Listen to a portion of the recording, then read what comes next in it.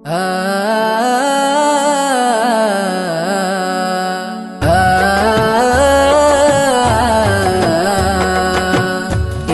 ബത്തൂത്തർ പോയ സാഹസിക യാത്ര പോലെ ഒരു നാൾ ഞാനും മദീന പോകും.